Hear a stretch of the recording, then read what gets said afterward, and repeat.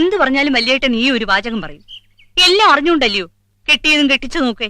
വേണ്ട, അതിലോട്ടൊന്നും കടക്കണ്ട. ഞാൻ ഏതായാലും തലയ്ക്ക് സുഖമില്ലാത്ത എന്റെ പെങ്ങളെ അളിയന്റെ ഇല കെട്ടിവെച്ചൊന്നുമല്ല. വക്കീൽ അദ്ദേഹം എന്തിനാ ഈ പഴം പുരാണമൊക്കെ പറഞ്ഞ ഏമാന്റെ മനസ്സ് വിഷമിപ്പിക്കുന്നേ? താനാരാ ഇതൊക്കെ പറയാൻ? അന്നമുട്ടുമടയിൽ ഇളമീന്നോ? വല്യേട്ട മളം വെച്ച് കൊടുത്തിട്ടാ കണ്ട മാപ്പിളയൊക്കെ നാക്കിട്ടിളക്കുന്നത്. അതൊന്നും ഇങ്ങോട്ട് എടുക്കണ്ട കേട്ടോ. മതി മതി, ഞാൻ ഇറങ്ങുന്നില്ല. നെല്ല് വേണ്ടായോ? 4-5 ദിവസം കഴിയാനുള്ള അരി പാപ്പിയുടെ വീട്ടിൽ നിന്ന് കൊടുത്തയച്ചിട്ടുണ്ട്. അത് തീരുമ്പോ ചെറുനിരങ്ങി തെണ്ടിക്കൊള്ളാം. ചേട്ടാ,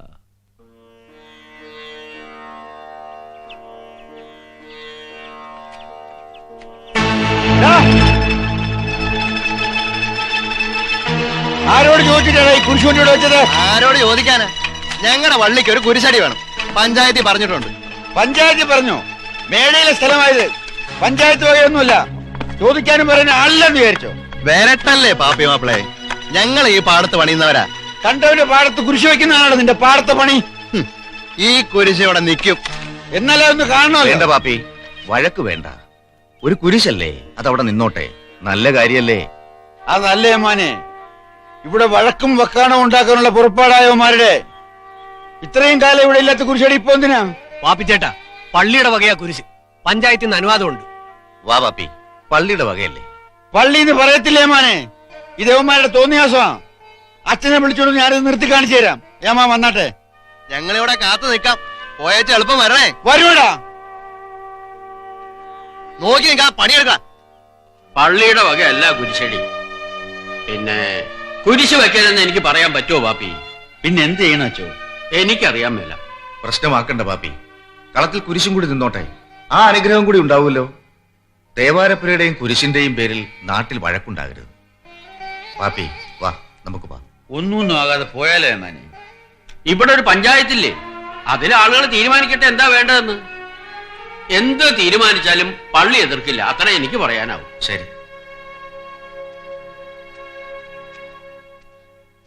ആ കുരിശ് അവിടെ നിന്നെടുത്ത് മാറ്റണം. അല്ലെങ്കിലേ ഇന്നുവരെ അന്യോന്യം സ്നേഹിച്ചു കഴിഞ്ഞിരുന്ന ആയിരപ്പരല്ല കൃഷിക്കാര് അടിപിടിയും കത്തിക്കുത്തും നടത്തും. അപ്പോഴേ പ്രസിഡന്റ്, ആ കുരിശ് അവിടെ നിന്നുള്ള കുഴപ്പം എന്താ? ഒരു ക്രിസ്ത്യാനി എന്നെ അതിന് എതിര് നിൽക്കുന്നത് ശരിയാണോ? ഞാൻ ക്രിസ്ത്യാനി പ്രസിഡന്റ് അല്ല, പഞ്ചായത്ത് പ്രസിഡന്റാ. മതത്തിന്റെ പേരിൽ നാട്ടുകാർ തമ്മിൽ അടിക്കാൻ പാടില്ല. അതുകൊണ്ടാ പറയുന്നത് ആ കുരിശ് അവിടെ നിർത്തി മാറ്റണമെന്ന്. അതവിടെ നിന്നോട്ടെന്ന് വെച്ചാ പോരെ? പോരാ, തലമുറയായിട്ട് ആചരിച്ചു പോരുന്ന ചടങ്ങുകൾ മാറ്റാൻ പാടില്ല.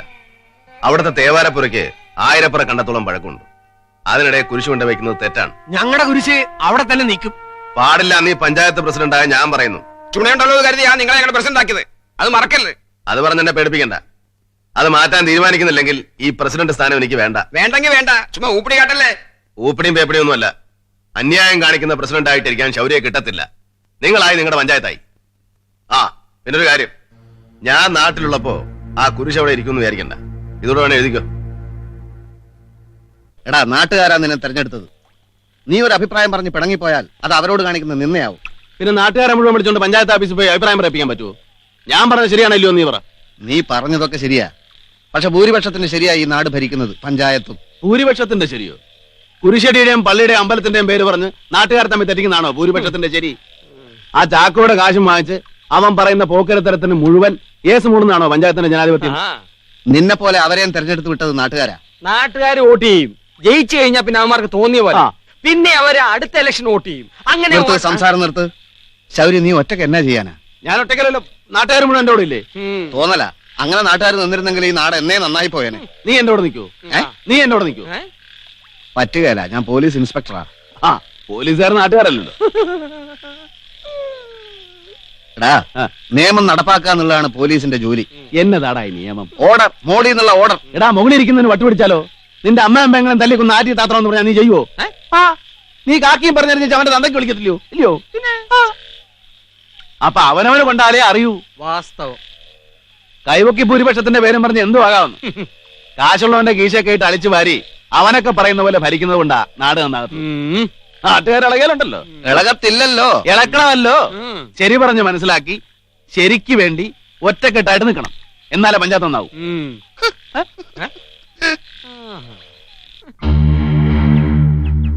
നല്ല ബലത്തേലാ കെട്ടി പൊക്കിയിരിക്കുന്നത്. പുറമേ കാണുന്ന അല്ല ബലം, അകത്തോട്ട് താഴെ ഉറപ്പ് വേണം. നേരത്തെ പെട്ടിയൊക്കെ ഉണ്ടല്ലോ. നേർച്ച കാശ് ക്ലാവറാസും സ്പേഡ് ഗുലാനും ഒക്കെ ആയിട്ട് പിറക്കി എറിയണ കണ്ടില്ലേ? ഹലോ ഇട്ടേച്ചു പോണേ. അയ്യോ, എന്നടാ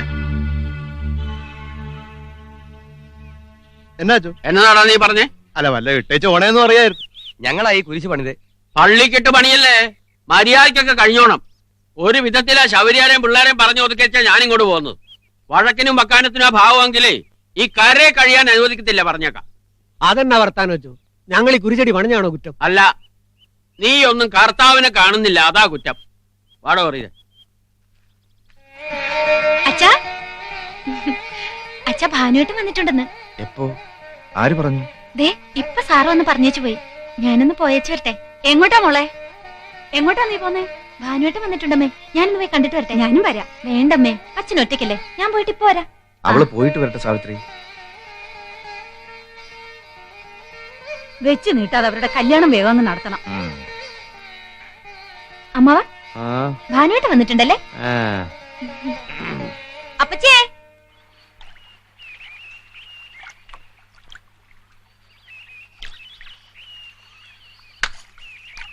യാത്രാക്ഷീണം മാറ്റുവാനായിട്ടാണോ ആറ്ററമ്പിൽ വന്ന് കുത്തിയിരിക്കുന്നത്? നീ എപ്പോ വന്നു? സാറെപ്പോ വന്നു. അമ്മാവൻ എങ്ങനെയുണ്ട്? അമ്മാവൻ അങ്ങനെ തന്നെ ഉണ്ട്.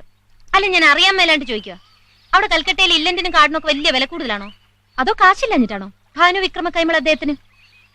എത്ര എഴുത്തയച്ചു ഞാൻ ഭാനുവേട്ടാ, ഒരു വരെയെങ്കിലും തിരിച്ചെഴുതുക.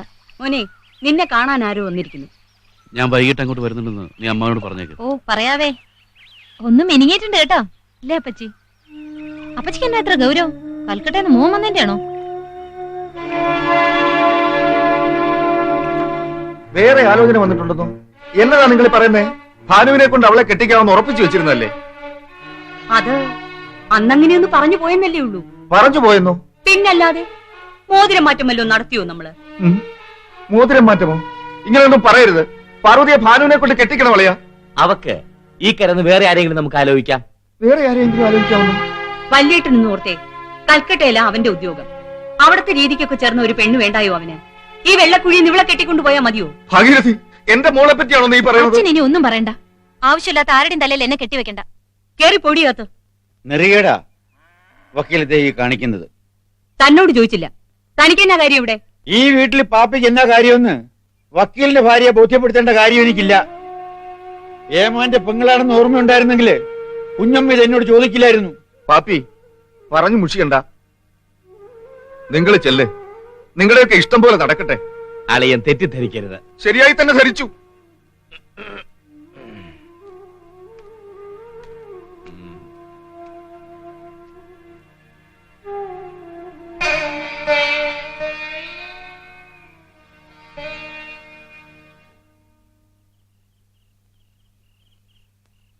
എന്നതാ കുഞ്ഞ ഞാനീ കേൾക്കുന്നേ? കുഞ്ഞു വേറെ കെട്ടാൻ പോവാണോ? കുഞ്ഞു പാർവതി കുഞ്ഞിനെ കെട്ടിയില്ലെങ്കിൽ ആ വീട് തകർന്നു പോകും. ഈ ഒരൊറ്റ പ്രതീക്ഷയിലാ ആ കുടുംബം കഴിയുന്നേ. ആയിരപ്പുറ പാടം മുക്കാലും പാട്ടക്കാരുടെ കയ്യില. ഒരൊറ്റ മണി നെല്ല് പാട്ടം കിട്ടാനില്ല. കുഞ്ഞിന്റെ അച്ഛൻ വക്കീൽ തന്നെ ഇടനിലക്കാരൻ. നല്ല ഞെരുക്കത്തിലും ഒന്നും മിണ്ടാതെ അവരൊക്കെ സഹിച്ചു വന്നത് ഇങ്ങോട്ടാണല്ലോ പാർവതി കുഞ്ഞ് വരുന്നതെന്ന് ഓർത്തിട്ടാ. ഞാൻ ആരെ കെട്ടണമെന്ന് ഞാനല്ല തീരുമാനിക്കേണ്ടത്. കുഞ്ഞാണോ തീരുമാനിച്ചത്? കുഞ്ഞ് കെട്ടാൻ പോകുന്ന പെണ്ണുവീട്ടിലെ പണമല്ലയോ തീരുമാനിച്ചത്? അങ്ങനെ തന്നെ വെച്ചോ. നിനക്കെന്നെ ഈ കാര്യം? എനിക്കെന്നാ കാര്യം? കുഞ്ഞ് പാർവതി കുഞ്ഞിനെ കെട്ടുന്നില്ല എന്ന് അറിഞ്ഞപ്പോ ഒന്ന് സംസാരിക്കണമെന്ന് തോന്നി, സംസാരിച്ചു, അത്രേ ഉള്ളൂ. ഞാൻ പറഞ്ഞു കഴിഞ്ഞ് എടുത്തു. ഞാൻ പോയിക്കോട്ടെ. ആ, അപ്പൊ പാർവതി കുഞ്ഞിനെ കെട്ടത്തില്ലല്ലോ? ഇല്ല. ഉറപ്പാണോ? ഉറപ്പാ. എടാ പരമനാറി, ഞങ്ങളെപ്പോലുള്ള നാട്ടുകാർക്ക് ചോറ് തന്നാടാ ആ വീടും വീട്ടുകാരും. നിന്റെ അമ്മാവനാന്ന് പറഞ്ഞിട്ട് കാര്യമില്ല. അത് ദൈവമാണെങ്കിൽ നീ നിന്റെ അപ്പനൊക്കെ ചേത്താന്മാരാ. വേറെ ആമ്പിള്ളേർ ഒരുപാടാ എന്റെ പാർവതി കുഞ്ഞിനെ കെട്ടാൻ. പുല്ല്. മോനെ, ആരാ അപ്പുറത്ത്? നാളെ മറിയ ഇങ്ങോട്ട് അയക്കാൻ പാപ്പിയോട് പറയണം. ഇച്ചിരി കസ്തൂരി മഞ്ഞൾ ഇടിക്കാനുണ്ട്. ദിവസം ഇങ്ങായി. ഇങ്ങനെ കുത്തിയിരുന്ന കാര്യമൊന്നും നടക്കത്തില്ല. പ്രഥമ 4 കൂട്ടം വേണം. നേരെയാക്കാം അമ്മ വന്നേ. നിന്നെ ഒരുപാട് കാര്യങ്ങൾ പറഞ്ഞു മനസ്സിലാക്കാനുണ്ട്. എല്ലാം ഉരുട്ടിത്തരാൻ അമ്മയും അച്ഛനൊന്നും കാണത്തില്ല. ഭർത്താവെന്ന് വെച്ചാ ദൈവം.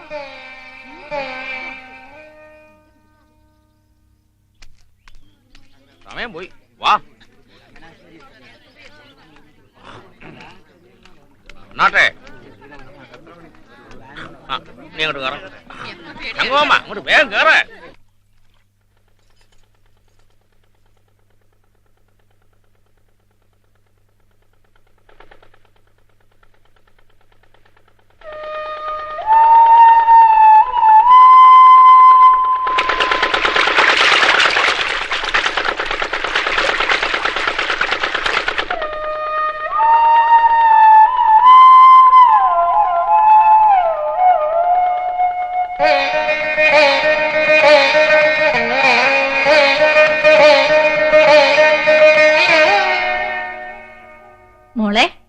മുറിന്ന് പുറത്തു പോകരുതെന്ന് പറഞ്ഞത് മുറിക്കകത്ത് ഇങ്ങനെ കുത്തിയിരിക്കാനല്ല, നല്ല കാര്യങ്ങൾ ചിന്തിക്കുകയും വായിക്കുകയും വേണം. മോൾ ഇങ്ങോട്ട് വന്നാട്ടെ, ഇവിടെ ഇരിക്കെ. പാറുകുഞ്ഞേ, വില്ലിഹ വരുത്തിയിടുക ചെയ്തു മുനി, എല്ലാം ഈശ്വരനെന്നേ ചൊല്ലാവീതെനിക്കിപ്പോൾ. പാറുകുഞ്ഞ്, ഇത് എന്നാ എടുക്കുമായിരുന്നു? അകത്ത് ഇരുന്ന് മൂങ്ങുമായിരുന്നു. എന്തിനാ മോങ്ങുന്നേ? മോങ്ങാനിപ്പോ ഇവിടെ എന്തോണ്ടായി? ആ, അത് പറയാനാ ഞാൻ ഇങ്ങോട്ട് വന്നേ. എന്നതാ അമ്മ നീട്ടി വായിക്കുന്നേ? എന്നതാ? അമ്മ ഇതൊന്നും അറിഞ്ഞിട്ടില്ലല്ലോ. സീതാ സ്വയംവരം വായിച്ചേപ്പിക്കായിരുന്നു, കെട്ടിച്ചു വിടാൻ പോകുന്ന മോളെ. അതുപോലെ വല്ല ഏർപ്പാട് ഇന്നത്തെ കാലത്ത് ഉണ്ടായിരുന്നെങ്കിൽ എന്ത് എളുപ്പമായിരുന്നു കാര്യം. കൈമൾ അദ്ദേഹം വലിയൊരു വില്ലുണ്ടാക്കി തിന്നപ്പുറത്ത് വെച്ചിട്ട് ഇതൊടിക്കുന്നവനെ പാർവതി കുഞ്ഞിനെ കല്യാണം കഴിച്ചു കൊടുക്കുമെന്ന് പറഞ്ഞിരുന്നെങ്കിൽ ഞാൻ വന്ന ആ വില്ല് എങ്ങനെയെങ്കിലും അഴിച്ചു പറിച്ച് ഒടിച്ച് തിണ്ണക്കിട്ട് 2 അടി അടിച്ചിട്ട് പാർവതി കുഞ്ഞിനെ കെട്ടിക്കൊണ്ട് അങ്ങ് പോയനെ. പിന്നല്ലാതെ. ഞാൻ അങ്ങോട്ട് ചെല്ലട്ടെ ശൗരി, ഇല്ലെങ്കിൽ അമ്മ ഇപ്പൊ ഇങ്ങോട്ട് ഇറങ്ങി വരും. അതെ, വിഷമം കാണും, വിഷമിക്കരുത്. കുഞ്ഞിനെ കെട്ടാൻ എവിടെയോ ഒരുത്തിനിരിപ്പുണ്ട്. സമയമാകുമ്പോ അവനിഞ്ഞ് വരും. ഒരു നല്ല ചാപ്പാട് നീണ്ടുപോയല്ലോ എന്നാ എന്റെ വിഷമം. കയറായിരുന്നില്ലേ ബോട്ടെ കൂടെ? നല്ല ചാപ്പാട് കിട്ടുമായിരുന്നല്ലോ. എന്റെ പട്ടിക വേണോ അത്? എച്ചില്ലല്ലോ അത്. അതുപോലാണോ ഇവിടെ നിന്ന് കിട്ടുന്നവരല്ലോ ചോറ്? നീ ഇവിടെ നിന്നാ ഞാൻ പലതൊക്കെ പറഞ്ഞു പോകും. അവസാനം വക്കീലിന്റെ പ്രസംഗം പോലെ ആവും. പോവാ ശൗരി, സ്വാതന്ത്ര്യം കിട്ടിയോ? കിട്ടിയില്ല, കിട്ടിയേക്കും.